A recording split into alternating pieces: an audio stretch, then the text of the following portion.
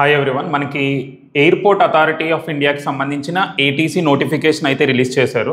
ATC అంటే air traffic controllers మాట. ఇది కూడా రెగ్యులర్గా ఎవ్రీ ఇయర్ నోటిఫికేషన్ అయితే వస్తుంది. సో దీన్ని టార్గెట్ చేసి మీరు ప్రిపేర్ అయితే ఇది చాలా మంచి అవకాశం అండి. ఎందుకంటే అందరూ రాయరు వీటిని, పర్టికులర్గా కొంతమంది పీపుల్కి ఎలిజిబిలిటీ ఉంటుంది.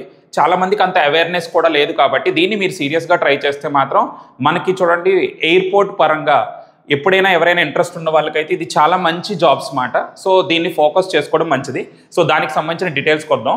సో మనకి జూనియర్ ఎగ్జిక్యూటివ్ వేకెన్సీస్ పడ్డాయండి. టోటల్గా 309 వేకెన్సీస్ ఉన్నాయి. దీనికి క్వాలిఫికేషన్కి వచ్చేటప్పటికి ఏంటంటే బీఎస్సీ ఆర్ బీటెక్. అయితే ఇక్కడ కొన్ని కండిషన్స్ గుర్తుపెట్టుకోవాలండి. బీఎస్సీలో ఖచ్చితంగా ఫిజిక్స్ ఒకటి, మ్యాథమెటిక్స్ ఒకటి సబ్జెక్ట్స్ అయి ఉండాలన్నమాట. బీఎస్సీలో మ్యాథ్స్, ఫిజిక్స్ సబ్జెక్ట్స్ లేకపోతే వాళ్ళు ఎలిజిబుల్ కాదు.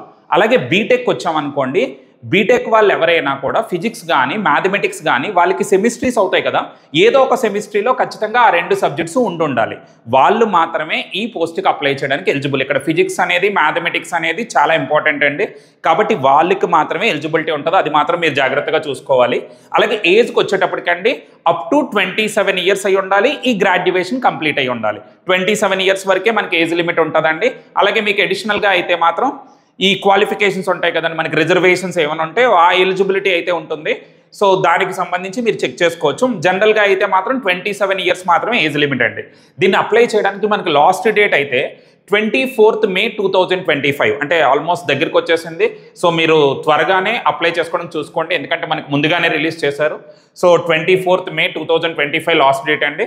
అలాగే నెక్స్ట్ మనకి యావరేజ్ శాలరీ అండి. ఇది యావరేజ్గా చెప్తున్నాను. పర్ యానం 13 lakh వరకు శాలరీ వస్తుంది. అంటే చాలా మంచి జాబ్ మాట మనకి. నెక్స్ట్ మనం వీటికి వచ్చేటప్పటికి సెలక్షన్ ప్రొసీజర్ ఎలాగ ఉంటుంది, అసలు ఆ ఎగ్జామ్కి సెలక్షన్ ప్రొసీజర్ ఏంటి.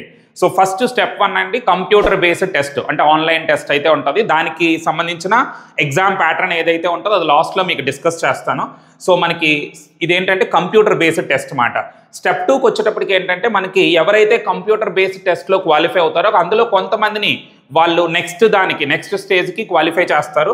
ఆ నెక్స్ట్ స్టేజ్కి వెళ్ళాక డాక్యుమెంట్ వెరిఫికేషన్ ఉంటుంది. మీరు ఏవైతే డాక్యుమెంట్స్ పెట్టారో అవన్నీ ప్రాపర్గా ఉన్నాయో లేదో చెక్ చేసి తర్వాత మీకు వాయిస్ టెస్ట్ పెడతారండి. ఎందుకంటే ఎయిర్ ట్రాఫిక్ కంట్రోలర్స్ అంటే గ్రౌండ్లో ఉండి మనకి పైన పైలట్లకి సిగ్నల్ ఇచ్చేవాళ్ళు కదా, ప్రతి డీటెయిల్స్ చెప్పేవాళ్ళు. సో వాయిస్ అనేది చాలా ఇంపార్టెంట్.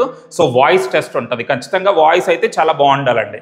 నెక్స్ట్ స్టెప్ 4 ఏంటంటే ఎవరైతే ఇవి 2 డాక్యుమెంట్ వెరిఫికేషన్ అయ్యి వాయిస్ టెస్ట్ క్లియర్ చేస్తారో వాళ్ళకి సైకలాజికల్ టెస్ట్ పెడతారు. ఎందుకంటే మీ మీద చాలా డిపెండ్ అయి ఉంటాయండి అక్కడ.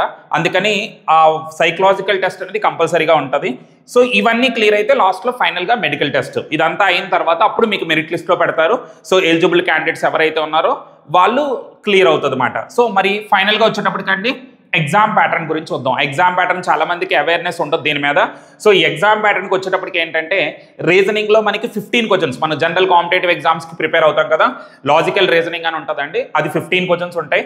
General awareness and general knowledge అంటే fixed knowledge, general awareness, current affairs ఇవన్నీ కలిపి మాట మొత్తం 10 మార్క్స్కి ఉంటుంది. 10 క్వశ్చన్స్ 10 మార్క్స్ అండి. ఇంగ్లీష్కి వచ్చేటప్పటికి 20 క్వశ్చన్స్ 20 మార్క్స్. యాప్టిట్యూడ్ అంటే అర్థమెటిక్ రిలేటెడ్ టాపిక్స్ అండి, అవి 15 క్వశ్చన్స్ 15 మార్క్స్. మ్యాథ్స్ అంటే ఏంటంటే ఇక్కడ ఇంటర్మీడియట్ మ్యాథ్స్ ఎక్కువ ఉంటుందండి. సో ఇంటర్మీడియట్లో మీరు ఏదైతే మ్యాథ్స్ చదువుకున్నారో ఆ మ్యాథ్స్ మీద 30 క్వశ్చన్స్ ఉంటాయి, 30 మార్క్స్ అండి. అలాగే ఫిజిక్స్ కూడా ఇంటర్మీడియట్ ఫిజిక్సే ఉంటుందండి, 30 క్వశ్చన్స్ 30 మార్క్స్ ఉంటుంది. సో టోటల్గా మనకి 120 క్వశ్చన్స్ అంటే కరెక్ట్గా 120 minutes అంటే 2 hours డ్యూరేషన్ మాట ఎగ్జామ్. సో ఇంకొకటి ఏంటంటే ఇక్కడ నెగిటివ్ మార్కింగ్ ఉండదు. సో మీరు అన్ని క్వశ్చన్స్ని అప్లై చేసుకోవచ్చు. సో ఈ విధంగా 120కి 100+ వస్తేనే మీరు నెక్స్ట్ లెవెల్కి వెళ్ళడానికి పాసిబిలిటీ ఉంటుంది. సో సీరియస్ ఆస్పిరెంట్స్ ఎవరైనా ఉండి ఇలా ఎయిర్పోర్ట్ రిలేటెడ్గా అంటే ఎయిర్ ఫోర్స్ రిలేటెడ్గా జనరల్ డ్యూటీస్కి వెళ్ళాలంటే ఇది చాలా మంచి అవకాశం అండి. సో ట్రై చేసుకుంటే మంచిది. All the best.